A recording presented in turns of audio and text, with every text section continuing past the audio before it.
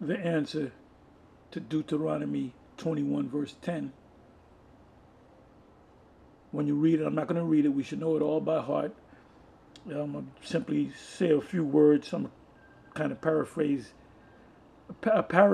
the Deuteronomy 21 and 10 on down, where it speaks about if you go to war and you take over the enemy and you see a beautiful woman, you you can take her and let her mourn a month, and after the month you put off her. Now she's your captive, all right. You put off her garments, which are heathenistic garments. You let her shave her head and pare her nails, and after 30 days, let her mourn for a month her parents because they were killed off, and then you go in unto her, meaning you have sex with her, whether she likes it or not, whether she wants it or not. And I don't think she's gonna want it with you because you were the nation that killed the reason why,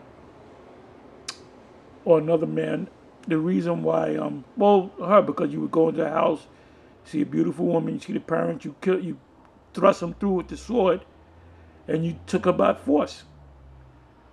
I mean, I don't know what the big deal is. I'm watching this video put up by the elder of the Baltimore GMS elder, going over this video with Sakari, and they're saying the little ones, a man is a man when he's 20 years old. So a woman is a woman when she's 20 years old. Look, do you know that women were sneaking? There's laws on that. I got to do a lesson on that. The law of a woman's virginity and a token of her virginity. And if a man says she been with another man, and you would there's several things. One thing was the the liquid, the water, whatever you want to call it, that she would drink and her thighs would ride out.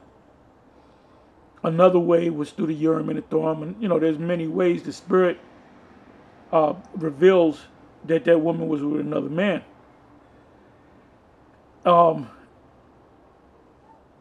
So what happens is if she's found guilty, she was put to death, because what was she doing?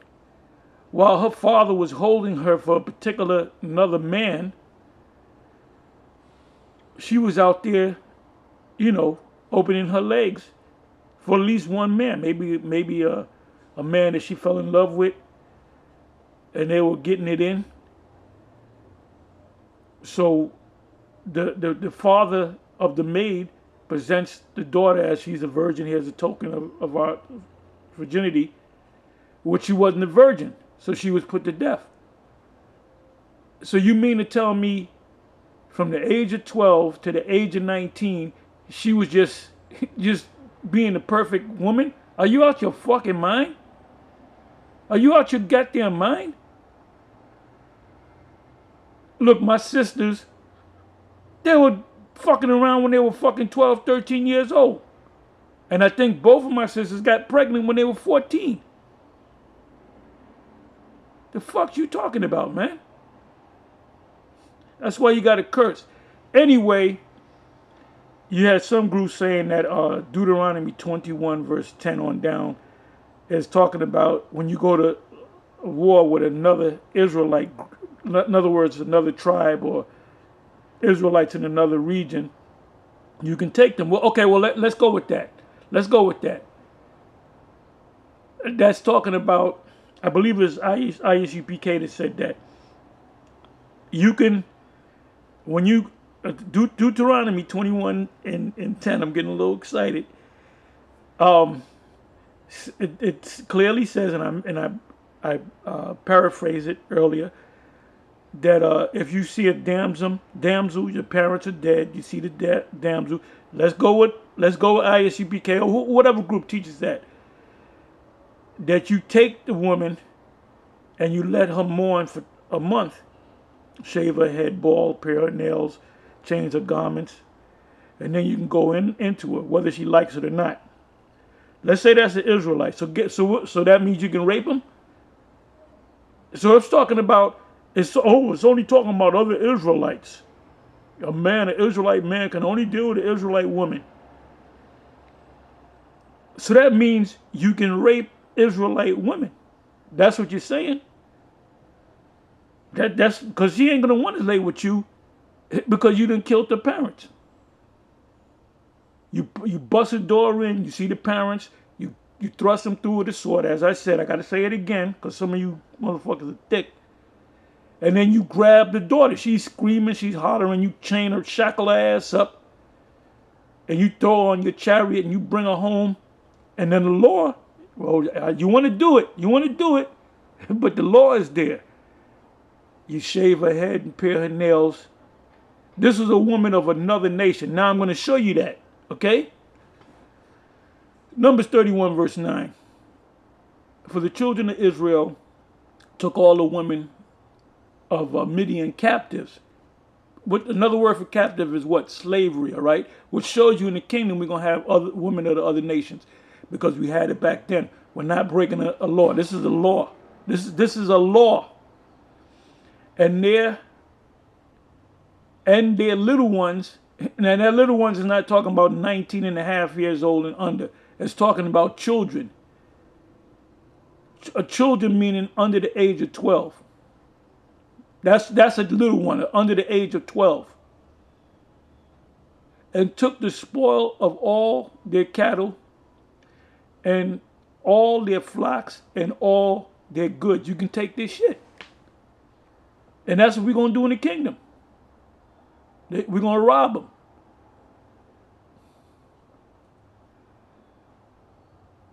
Tenth verse. And they burnt all the cities therein that dwelt in all their goodly castles with fire. And they took all the spoil and all the prey, both of men and of beasts. So they took the men and they took the beasts.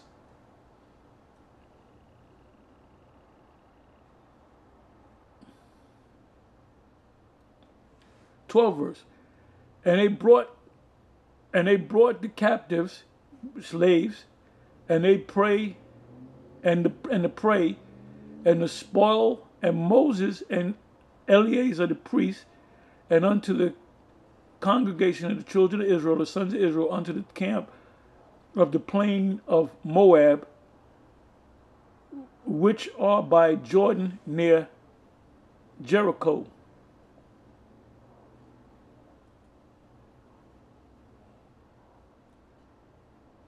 Thirteenth verse. And Moses and Eleazar the priest and all the princes of the congregation went forth to meet them without the camp. Yeah, because you went to war and you brought back the spoils, and part of the spoils was captive men, captive women, and captive children. 14th verse. And Moses was wroth with the officers of the host, with the captains over thousands and captains over hundreds, which came from the battle. And Moses said unto them, have ye saved all the women alive? Did you save all them women? 16th verse. Behold, these caused the children of Israel through the counsel of Balaam to commit trespass against the Lord in the matter of Peor. That goes into what do you call that? Temple prostitutes, where they're praying to their God and having sex in the name of their God. BLPR. And so you wasn't supposed to deal with them. And there was a plague among the congregation of the Lord.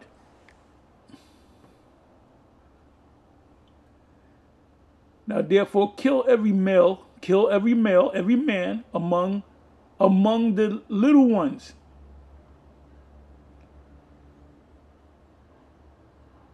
Because you have a male child, children. And kill every woman that hath known man by lying with them. if they're not virgins. So the only sport you can have is that you can lay with are the women of the other nations. It says, but all the women, children, little ones, that have not known a man by laying with him, keep alive for yourselves. Keep alive for yourselves. Why?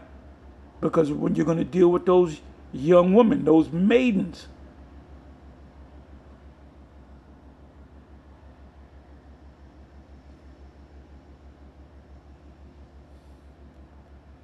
I think that's all I got to read. But the 18th verse, but all the women, children,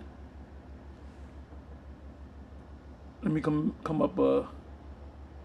Now therefore kill every male among the little ones, and kill every woman that hath known a man by lying with him. And you killed the majority of the men that was at war with you anyway. So they're saying kill now, therefore kill every male among the little ones, and kill every woman that hath known man by lying with him. But all the women children, let me look up the word children. Let me see what the word children is.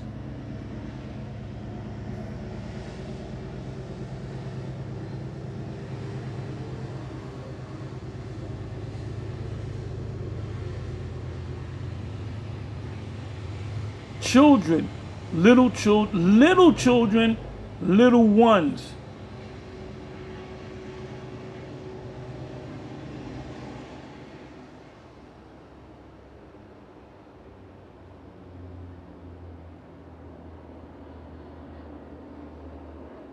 I want to try something here.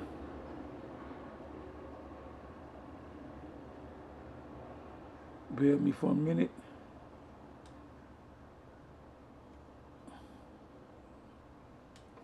Let me do it this way. Jeremiah 1, I believe it's 1.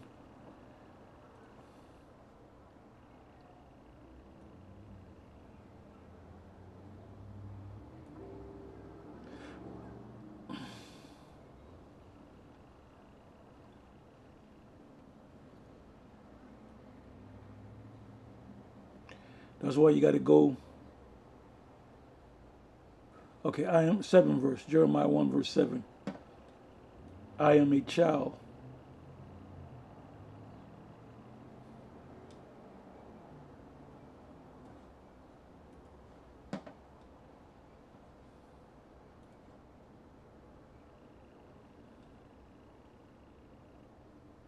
Not ire. A boy, lad, servant, youth, retainer, boy, lad, youth, servant, retainer.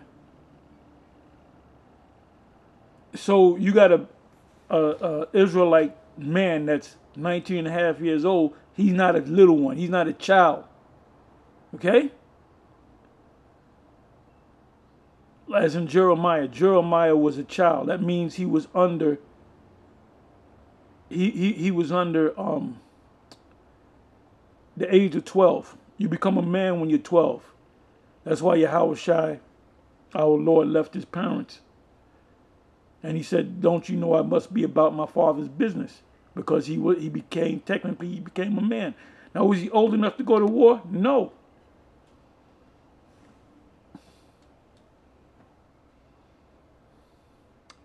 Anyway, with that, I'm going to say shalom.